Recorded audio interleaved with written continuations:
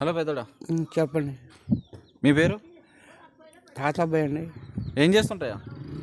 ఏం చేయలేదు, నేను వికలాంగుల ఇంటికాడ ఉంటాను. ఏమైనా కాయగూరలు కావాలంటే వెళ్ళిపోయి పోయి తెచ్చుకోవాలండి. అలాగే ఇప్పుడు ఆంధ్రప్రదేశ్లో జగన్ గారి యొక్క పరిపాలన ఎలా ఉంది? చాలా బాగున్నదండి పరిపాలన. అప్పటికన్నా ఇప్పుడు చాలా బాగా ఉన్నది. బాగుండి అవుతుందండి. అటు సంక్షేమ పరంగా స్కీమ్స్ ఏమైనా వస్తున్నాయా పేద ప్రజలకి? వస్తుందండి. ఏమేమి వస్తున్నాయా?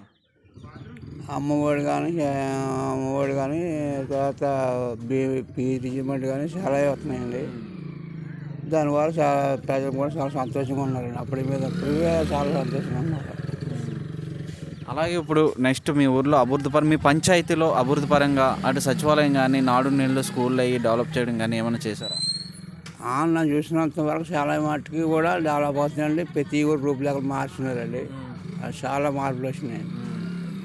అలాగే మరి నెక్స్ట్ మనం చూస్తున్నాం, ఆంధ్రప్రదేశ్లో ఎలక్షన్స్ వస్తున్నాయి. నెక్స్ట్ పవన్ కళ్యాణ్, చంద్రబాబు నాయుడు, శర్మిల గారు, జగన్మోహన్ రెడ్డి గారు అలాగే బీజేపీ నుంచి పోటీ అయితే చేయడం జరుగుతుంది. ఎలా ఉంటుంది అంటారు? ఎంతమంది వచ్చినా సరే కానీ మరి ఆయన పాత్ర కూడా కదపలేదని అనుకుంటున్నారండి చాలామంది. ఎందుకని మరి ఎంతకన్నా ఎక్కువ పథకాలు ఇస్తా అంటున్నారు కదా, మరి ఎలా ఉంటుంది అంటారు?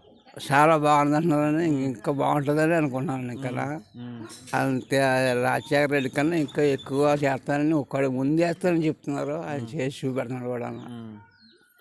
మరి అటు పవన్ కళ్యాణ్, చంద్రబాబు నాయుడు కలిసి వస్తున్నారు, తట్టుకోగలంటావా జగన్మోహన్ రెడ్డి? అప్పుడు టీవీలో చెప్పిన మాట మేము అంటున్నాం, ఏమి చేయలేదండి. సింగల్గానే వస్తుందండి, గుంపుకి వచ్చినా సరే కానీ ఏమి చేయలేమన్నారు. ఇద్దరు సిద్ధమై ఉన్నారని చెప్తున్నారు టీవీలో మేము చూసిన. మరి ప్రతిపక్షం వాళ్ళు అంటున్నారు, అటు టీడీపీ, జనసేన, అటు శర్మిల గారు, రీసెంట్గా శర్మిల గారు కూడా అంటున్నారు అభివృద్ధి అయితే ఏమీ చేయట్లేదు అంటున్నారు. మరి అభివృద్ధి ఏమైనా జరుగుతుందా? జరుగుతుంది కాబట్టి చెప్తున్నానండి. ఇప్పుడు జరిగింది, చాలా మటుకు జరుగుతుంది, ఇప్పుడు ఇంకా జరుగుతుంది అంటున్నారు. ఓకే, ఫైనల్గా ఒకటి అడుగుతున్నా, మీ ఓటు ఎవరికి వేస్తారు? ఫ్యాన్ గుర్తుకెళ్ళి జగన్కేనండి నేను. ఓకే అండి.